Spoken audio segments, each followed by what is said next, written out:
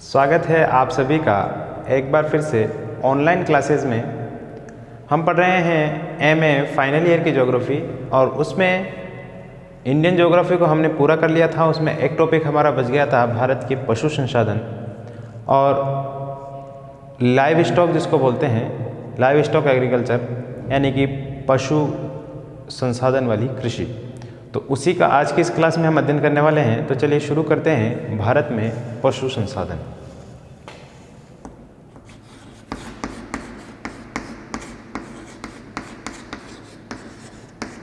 पशुधन, live stock बोलते हैं इसको। देखिए, भारत के लगभग सभी ग्रामीण क्षेत्रों में कृषि के साथ साथ क्या पशुपालन भी किया जाता है। पशुपालन उससे एक तो कृषि को लाभ होता है, यानी कि हमको हरी खाद जो बोलते हैं, हम जैविक खाद जिसको बोलते हैं, वो प्राप्त होती है। दूसरा, उन पशुओं को कृषि के काम में ले लिया जाता है। जैसे पहले बैल हुआ करते थे और दूसरे जानवर हुआ करते थे जो कृषि को हल चलाने में या अन्य कार्यों में उनका उपयोग लिया जाता था। और कृषि का जो अपशिष्ट बचता है, यानी कि गेहूँ, चावल, अन्य फसल लेने के बाद जो बचा कुचा माल बचता है, सूखे डंठल, उनको जानवरों को खिलाने में काम में ले लिया जाता है, जो कि आप सभी इन चीज़ों से परिचित है। तो भारत में कृषि वर्तमान समय में भी पशुपालन के साथ बहुत ज़्यादा उपयोगी है। तो इसी तरीके के क्षेत्र जहाँ पर भारत में पशुपालन किया जाता है और पशु को चराया जाता है, उसके क्षेत्रों को हम देख लेते हैं। कौन कौन से ऐसे क्षेत्र हैं भारत में जहाँ पर पशुओं को चराया भी जाता है और पशुओं को जो है पशुपालन भी किया जाता है, पशुओं को बेचा भी जाता है। तो ऐसे क्षेत्रों को देख लेते हैं जिनको मुख्यतः चारागाह क्षेत्र बोलते हैं। ठीक है, तो देखिए, सबसे पहले क्षेत्र है हिमालय पर्वतीय क्षेत्र।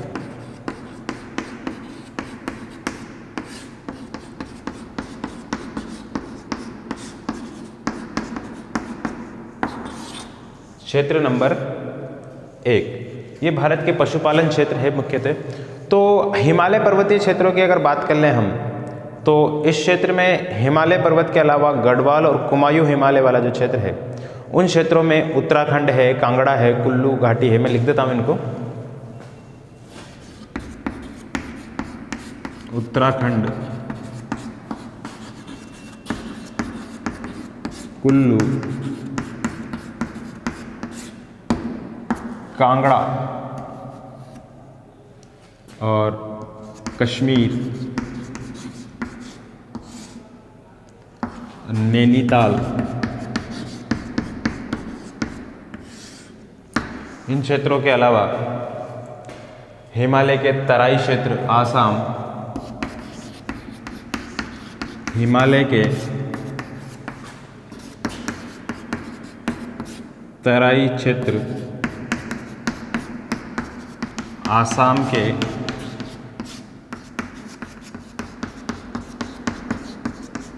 पर्वतीय क्षेत्र और उत्तरी पूर्वी राज्यों में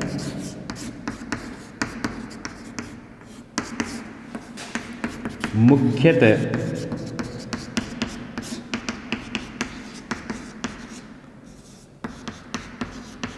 पशुपालन किया जाता है।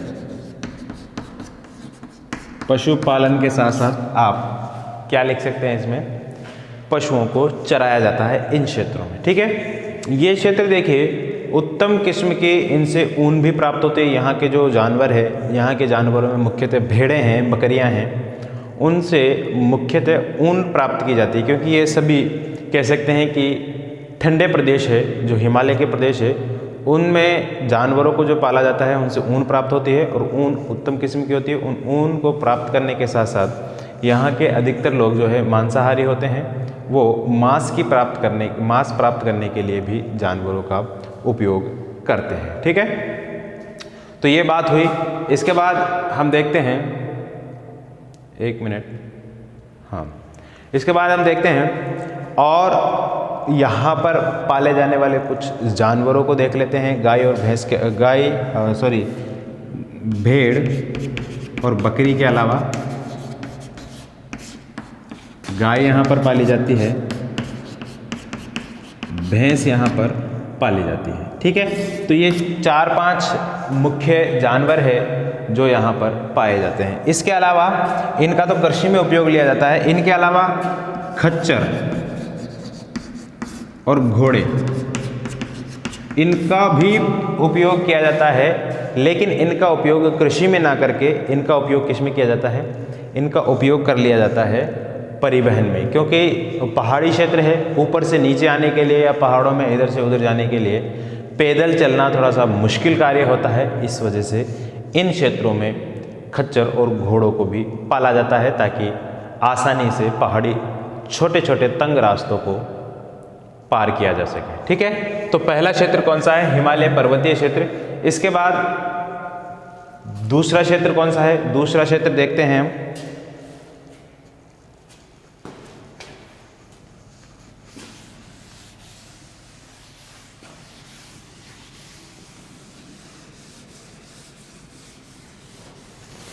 ये ज़्यादा इम्पोर्टेंट चैप्टर नहीं है आपका, इस वजह से मैं ज़्यादा बहुत महत्वपूर्ण नहीं कह रहा, इसलिए तो आप ज़्यादा ध्यान नहीं दीजिएगा इस पर।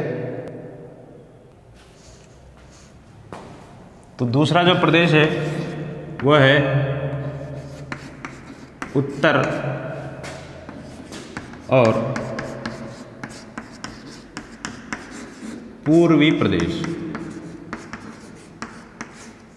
उत्तर और पूर्वी प्रदेश के अंतर्गत ये क्षेत्र अगर मुख्यतः देखा जाए तो चावल प्रधान कृषि के लिए मुख्य क्षेत्र है भारत का, लेकिन यहाँ पर भी पशु पाले जाते हैं, लेकिन पशुओं के पाले जाने का कारण केवल और केवल मुख्य आय नहीं है, बल्कि जो कहते हैं ना दूसरी आय, यानी कि कृषि के अलावा जो अन्य आय होती है उस आय का स्रोत है। मुख्य रूप से पशुपालन ही यहाँ का व्यवसाय नहीं है, अन्य व्यवसाय है, ये सहायक व्यवसाय इसको कह सकते हैं। तो देखिए यहाँ पर पूर्वी उत्तर प्रदेश, इन क्षेत्रों में बिहार, पश्चिम बंगाल,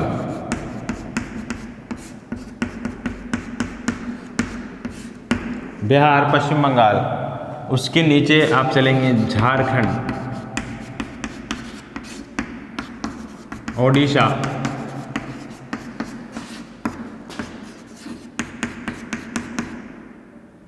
छत्तीसगढ़,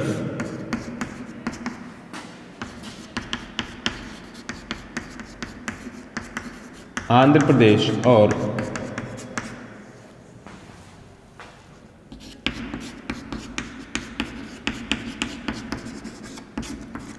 तमिलनाडु के तटीय क्षेत्रों में, तमिलनाडु के तटीय क्षेत्रों में मुख्यतः पशुपालन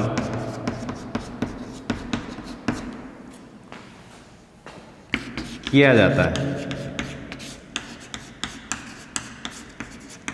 मुख्यतः पशुपालन किया जाता है। इन क्षेत्रों में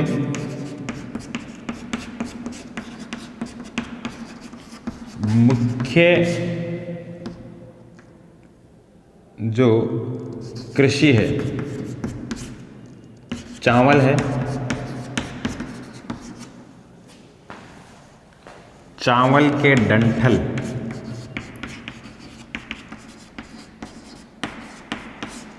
को पशुओं के चारे के रूप में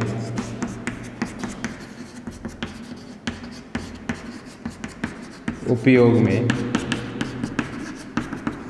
लिया जाता है।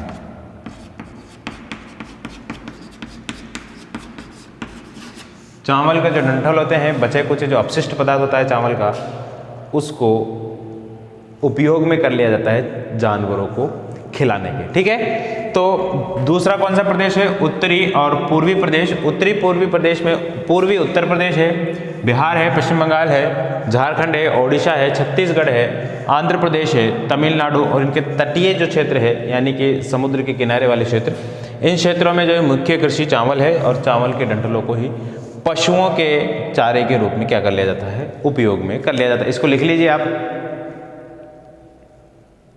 इसके बाद अगला प्रदेश हम देखेंगे, इसको उतार लीजिए आप।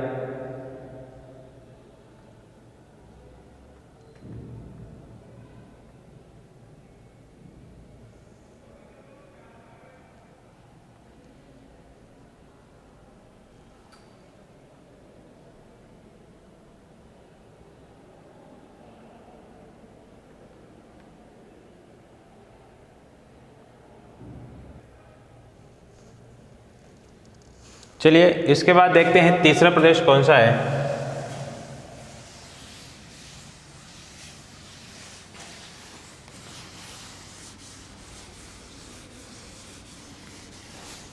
तीसरा प्रदेश है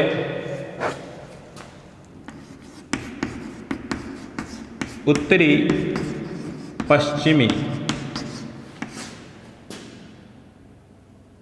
प्रदेश।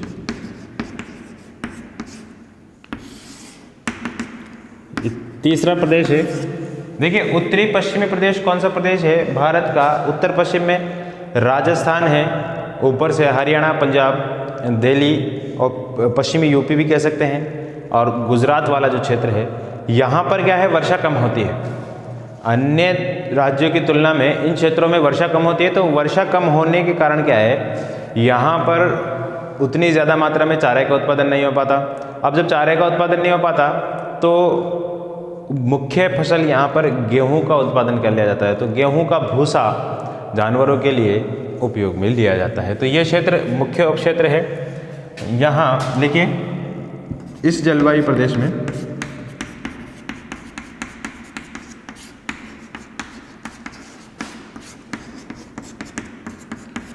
वर्षा कम होती है।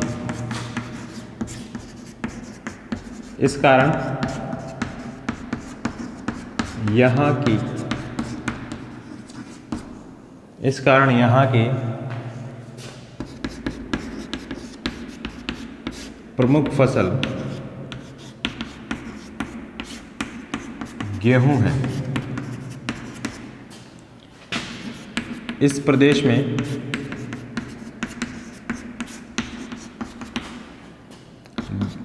दिल्ली,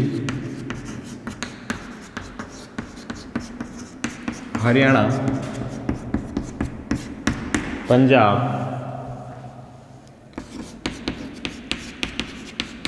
राजस्थान, गुजरात शामिल है। यहाँ शुष्क और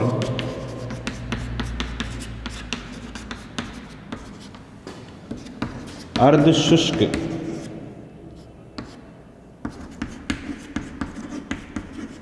जलवायु पाई जाती है। यहाँ शुष्क और कैसी जलवायु पाई जाती है, अर्धशुष्क जलवायु पाई जाती है। गेहूं के भूसे को पशुओं के चारे के रूप में उपयोग में लिया जाता है।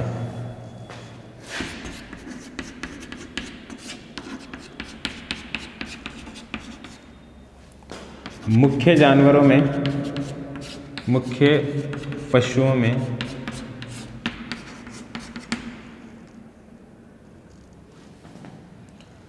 में कौन से पशु देंगे, भेड़ है, बकरी है, ऊंट है, भैंस है, गाय है आदि। तो ये भारत का तीसरा प्रदेश है जिसमें पशुओं को पाला जाता है। और कौन से पशु है ये सब ऐसे पशु है जो विपरीत जलवायु में रह सकते हैं। भेड़ है, ऊंट है, बकरी है, ये पश्चिमी राजस्थान में अक्सर पाए जाते हैं। इन क्षेत्रों में कम पानी की मात्रा होती है और कम पानी में यहाँ पर गेहूं की फसल ली जाती है सिंचाई के द्वारा, उस गेहूं के भूसे का इस्तेमाल कर लिया जाता है। ठीक है, तो इसको लिखिए आप। फिर इसके बाद देखते हैं अगला कौन सा है।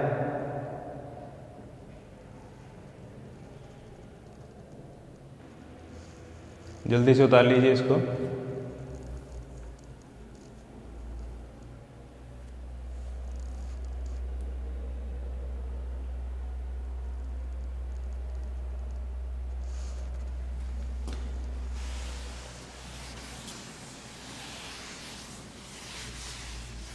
इसके बाद अगला प्रदेश है मध्यम वर्षा वाले प्रदेश, जहां पर वर्षा औसत से कम रहती है, वो वाले मध्यम वर्षा वाले प्रदेश।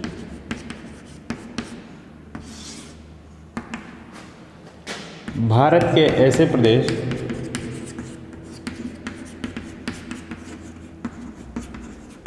जहां वर्षा प्राय कम होती है, ऐसे प्रदेशों में भी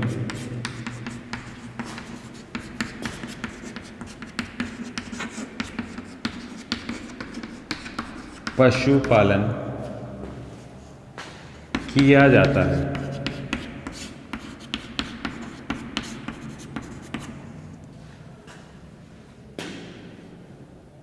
जिनमें मध्य प्रदेश, तेलंगाना पठार, आंध्र प्रदेश,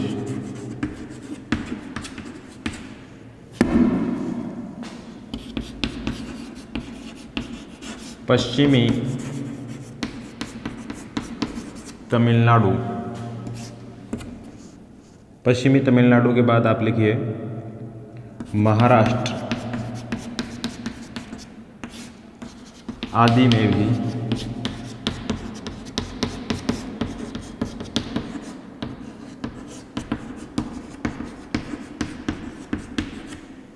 पशुपालन किया जाता है।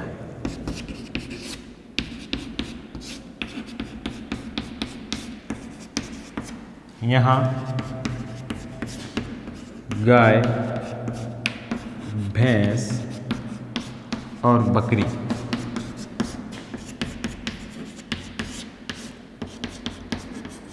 प्रमुख पशु है।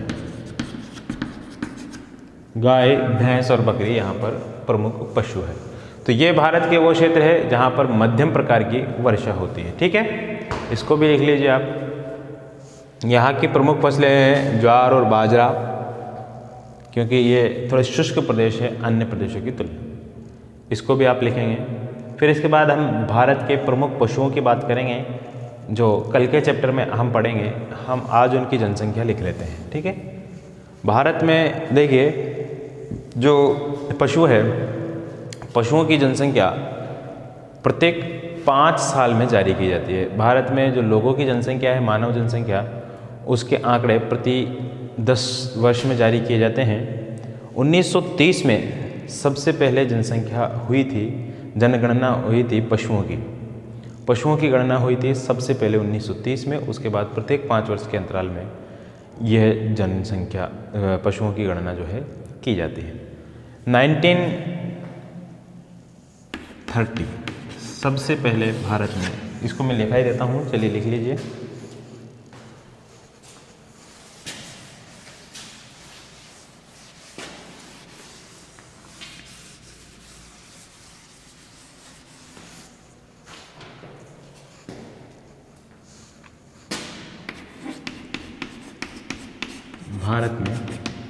भारत के प्रमुख पशु, ऐसे लिखना।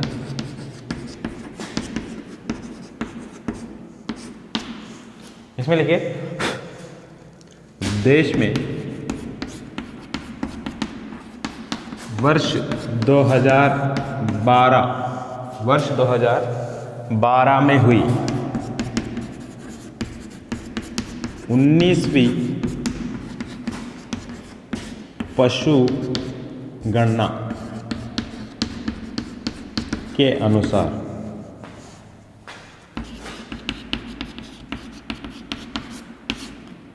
$5,120 करोड़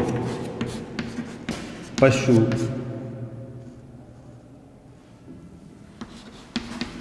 पाए गए हैं। सबसे पहले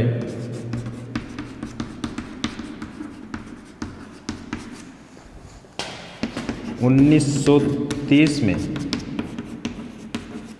पशु गणना हुई थी,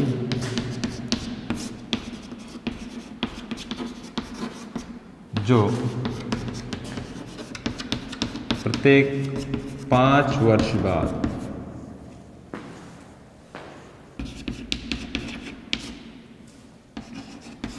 की जाती है।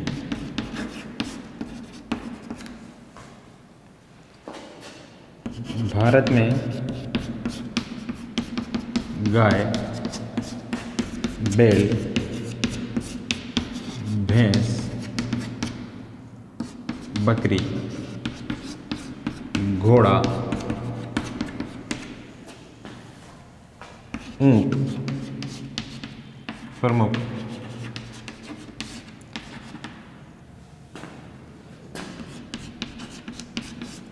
पाले जाने वाले पशु है। हालांकि सबसे ज़्यादा पाला जाने वाला पशु कुत्ता है, लेकिन वो उस उद्देश्य से नहीं है जिस उद्देश्य से हम बात कर रहे हैं। ठीक है, वो मनोरंजन के लिए है। ठीक है, तो आज की क्लास में सिर्फ इतना ही है। मिलेंगे आपसे कल, तब तक के लिए मुझे दीजिए इजाज़त। नमस्कार।